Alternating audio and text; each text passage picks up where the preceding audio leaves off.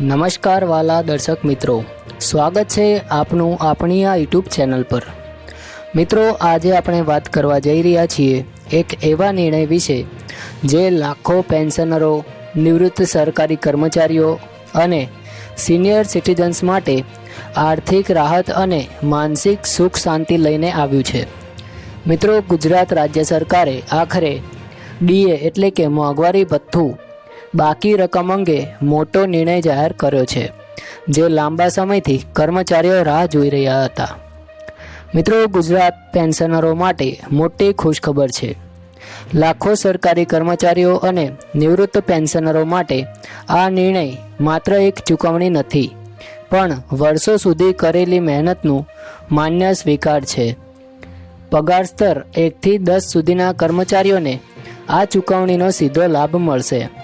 અંદાજે ₹1,00,000 કે તેથી વધુ રકમ તેમના ખાતામાં જમા થશે, જે તેમની નાણાકીય સ્થિતિમાં મોટી રાહત લાવશે અને તેમને સદ્ધર બનાવશે।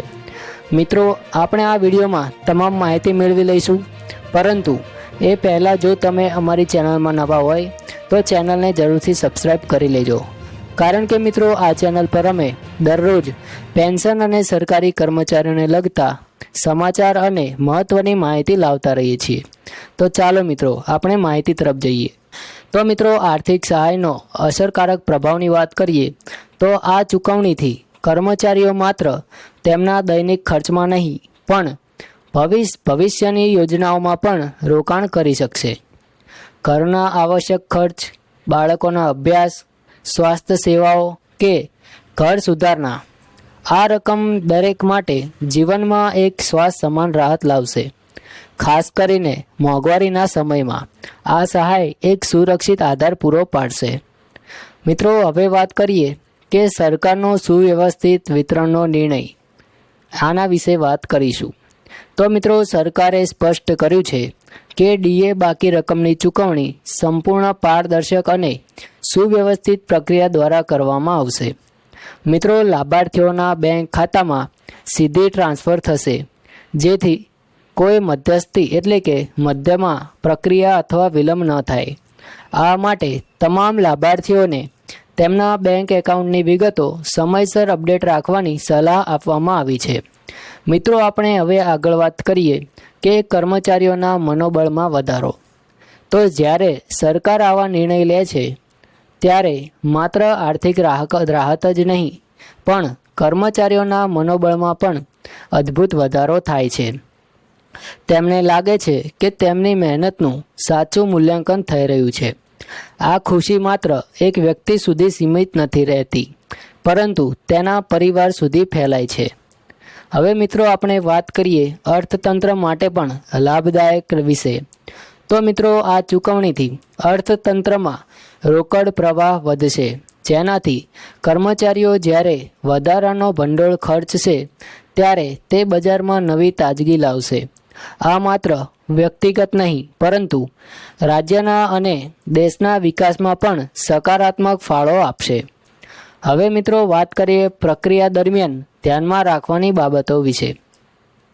તો મિત્રો, લાભાર્થીઓએ બેંક વિગતો અપડેટ રાખવી જરૂરી છે અને વિભાગ દ્વારા મંગાવવામાં આવેલા દસ્તાવેજો એટલે કે ડોક્યુમેન્ટ્સને સમયસર સબમિટ કરવા અને તમામ પ્રક્રિયા અનુસરવી જરૂરી છે।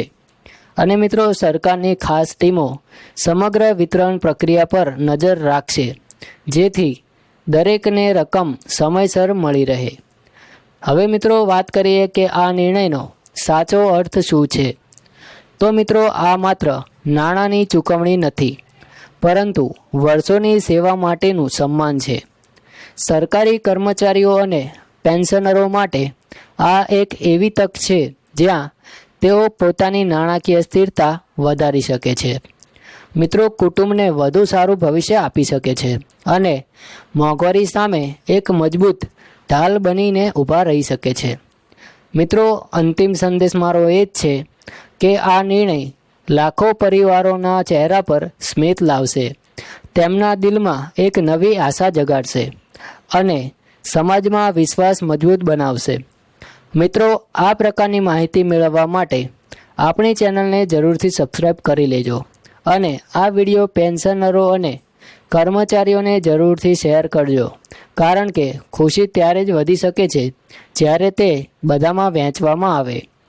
મિત્રો, મળીશું આવી જ માહિતી સાથે. ત્યાં સુધી બધા જ ભાઈઓ અને બહેનોને જય હિન્દ, વંદે માતરમ.